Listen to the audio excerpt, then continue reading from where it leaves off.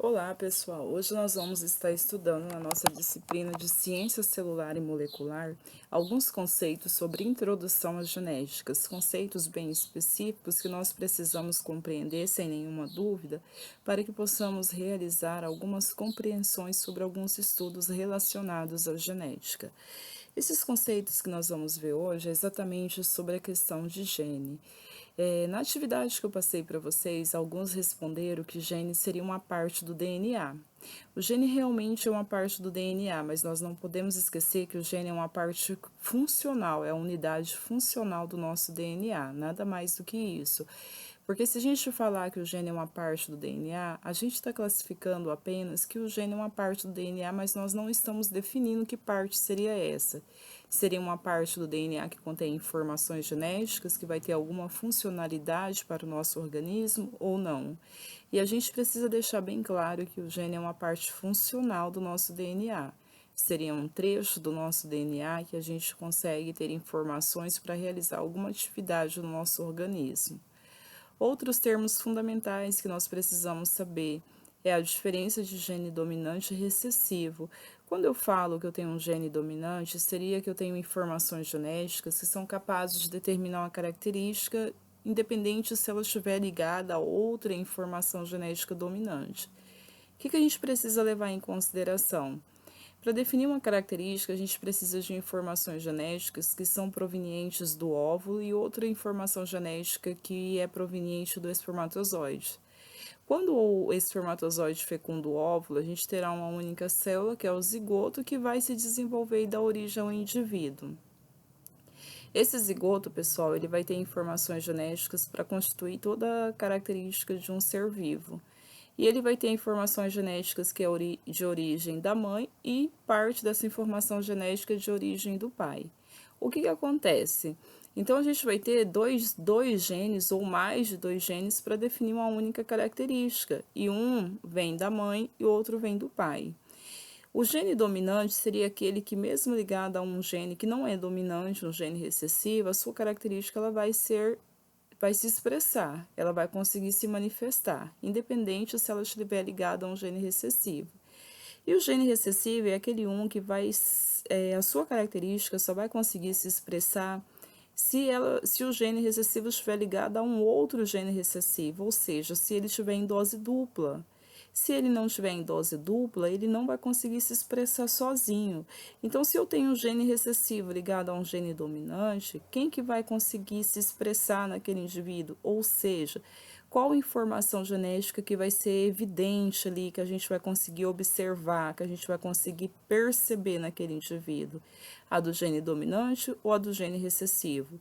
Lembrando, a gente tem um gene dominante junto com um gene recessivo determinando aquela característica. Então, a característica genética que a gente vai conseguir ver naquele indivíduo vai ser a do gene dominante, porque o gene recessivo ele está sozinho, ele só vai conseguir mostrar a sua característica se ele estiver acompanhado de outro gene recessivo. Então, a gente teria que ter dois genes recessivos juntos para determinar aquela característica. Aqui nós temos um exemplo. Aqui nós temos um exemplo de dois ratinhos com características genéticas diferentes. Então, aqui eu tenho o pai, aqui eu tenho a mãe, por exemplo, e aqui eu tenho o rato preto, que é determinado por gene dominante, a cor preta. E a cor branca, ela vai ser determinada por genes recessivos. Observem aqui que o gene dominante, mesmo ele estando sozinho, o rato continua sendo preto. E aqui o gene recessivo, o rato só vai conseguir ser branco se tiver aqui, ó, dois genezinhos recessivos. Pessoal, outra coisa também que a gente tem que lembrar.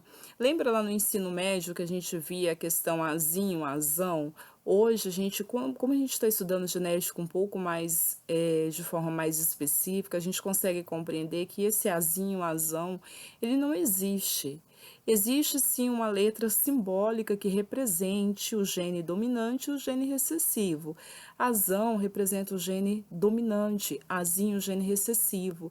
Só que na genética, pessoal, a gente não vê só apenas essas letras, azinho, azão. A gente pode ver a letra I, a gente pode ver a letra B.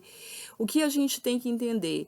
Que a gente representa na genética o gene dominante com a letra maiúscula e o gene recessivo com a letra minúscula. É isso que acontece na genética. Então, por isso que vocês conseguem verificar esse termo, azinho, azão.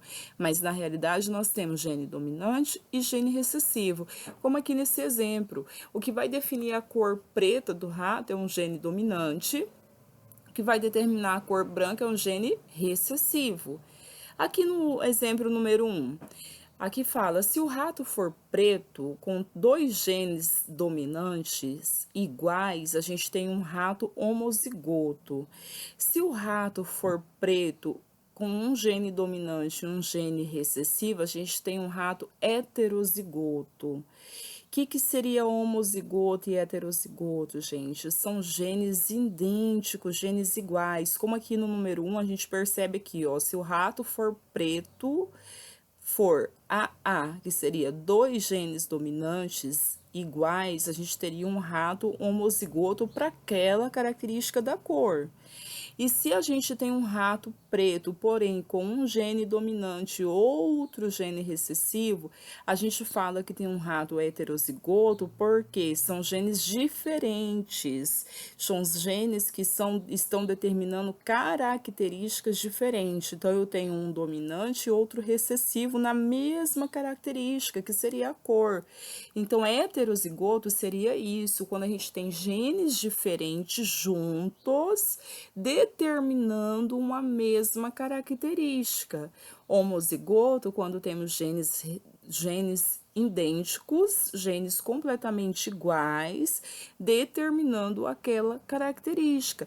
Ou ele pode ser totalmente dominante ou totalmente recessivo. Se os dois genes forem recessivos, temos homozigoto. Se os dois genes forem dominantes, temos homozigoto, a mesma coisa. Homo iguais, hétero diferente. Aqui no exemplo 1, olha para vocês verificarem. É o resultado desse cruzamento acima, desse indivíduo, desse rato preto com esse rato branco. O que a gente consegue observar? Como o óvulo aqui desse rato aqui, ele tinha somente genes recessivo e o óvulo desse outro rato tinha somente genes dominante, quando juntou, deu o quê? Deu heterozigoto, porque eu juntei um espermatozoide com um óvulo com um gene dominante e um óvulo com gene recessivo. Quando juntou, formou um zigoto, um ratinho com genes dominantes e recessivo para a cor. O que eu quero que vocês entendam? Olha aqui para vocês verem. Eu tenho o rato com gene dominante e gene recessivo, lembrando que o dominante representa a cor preta e o recessivo representa a cor branca. Olha para vocês verem qual a cor dos ratinhos. Todos são pretos, porque o gene recessivo sozinho ele não consegue expressar a sua característica, que nesse caso seria a cor branca. Ele está sozinho, ele está junto com o gene recessivo, com o gene dominante. Então, ele aqui sozinho ligado a um gene dominante, ele não consegue expressar a sua característica. Não quer dizer que o ratinho perdeu as suas características, não quer dizer isso. Quer dizer exatamente que ele tem um genezinho recessivo, porém o que está predominando é o gene dominante, porque o recessivo está sozinho.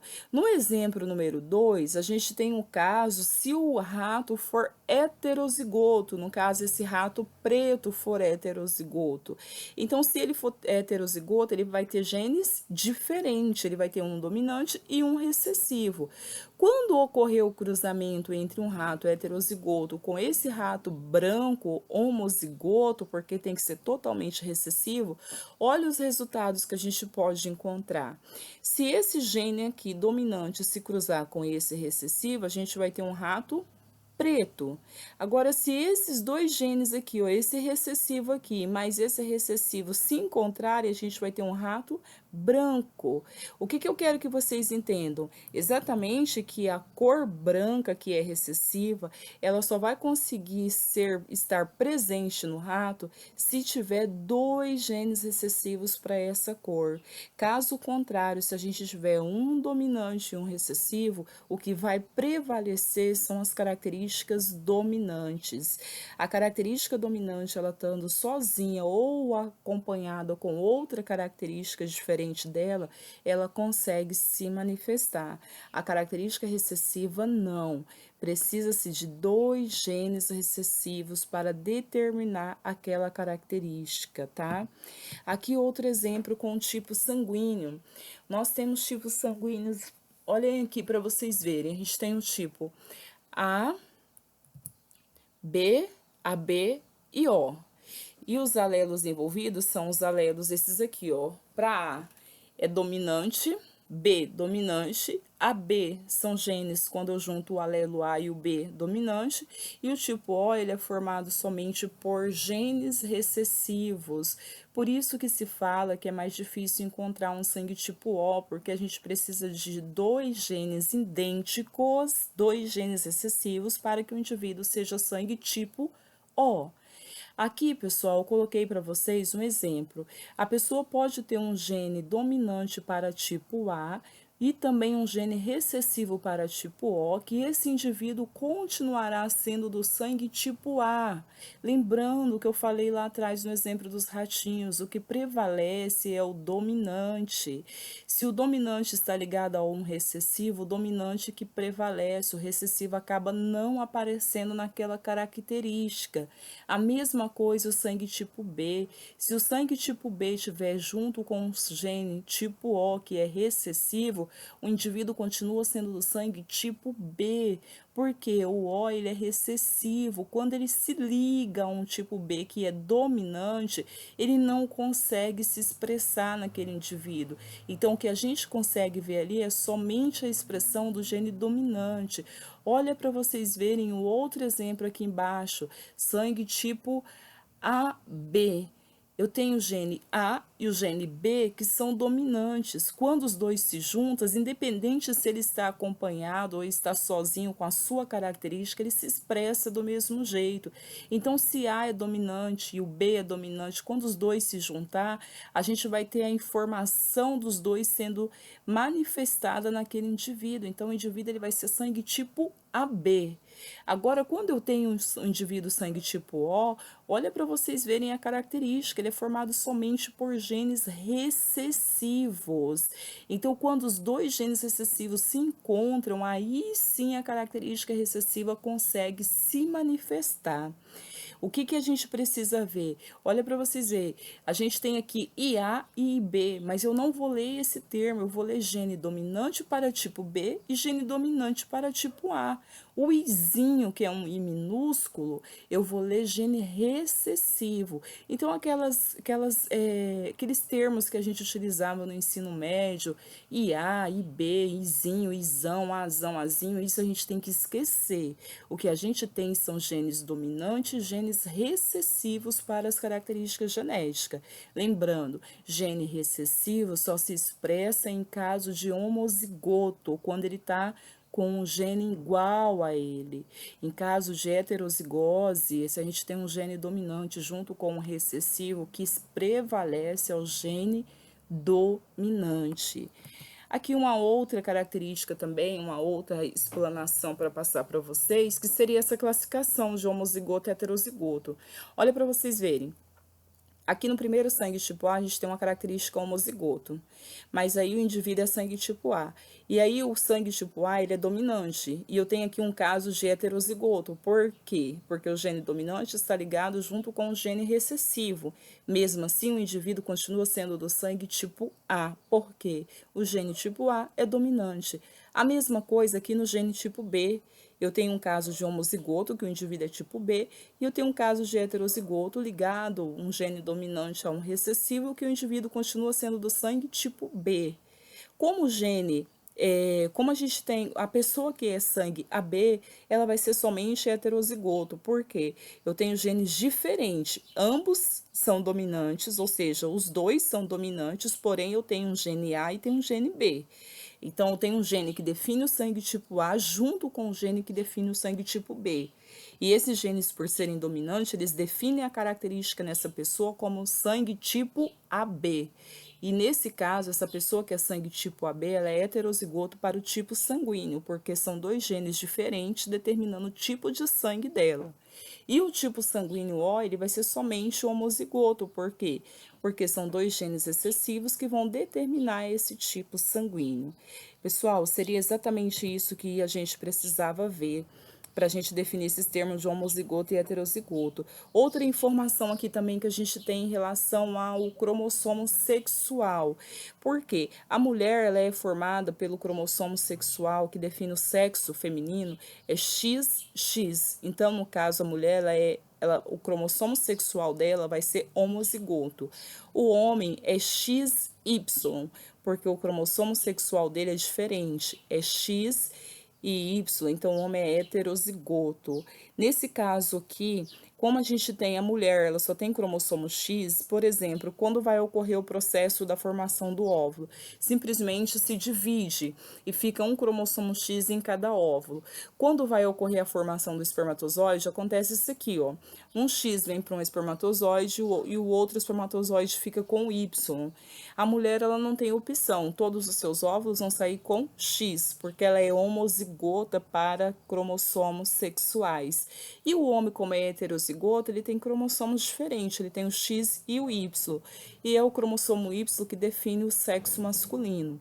Então, quem tem a possibilidade de definir o sexo da criança é o pai, porque a mãe ela só tem cromossomo X. Se nesse momento o cromossomo X da mãe for fecundado por um cromossomo X do pai, ela vai ter uma menina. E se o cromossomo X da mãe for fecundado por um espermatozoide X do pai, Y do pai, ela terá um menino. Então, em cada cruzamento, em cada gravidez, o homem tem 50% de chances de ter filhos meninos e 50% de chances de ter meninas, porque o homem tem cromossomos sexuais diferentes determinando o sexo dele, por isso ele é heterozigoto. A mulher, como os cromossomos sexuais que definem o seu sexo são iguais, ela é homozigota para cromossomos sexuais. Então, quem define o sexo da criança é o pai. Quem tem a possibilidade de definir o sexo da criança é o pai. Porque se o espermatozoide com o cromossomo Y fecundar o óvulo da mãe, teremos um menino. Se o espermatozoide com o cromossomo X do pai fecundar o óvulo da mãe, teremos uma menina. Então, para cromossomos sexuais, os homens são heterozigotos e as mulheres homozigotas. Essas seriam algumas informações que eu queria passar para vocês verem exatamente a diferença entre homozigoto e heterozigoto, e também verificarem a diferença entre dominante e recessivo.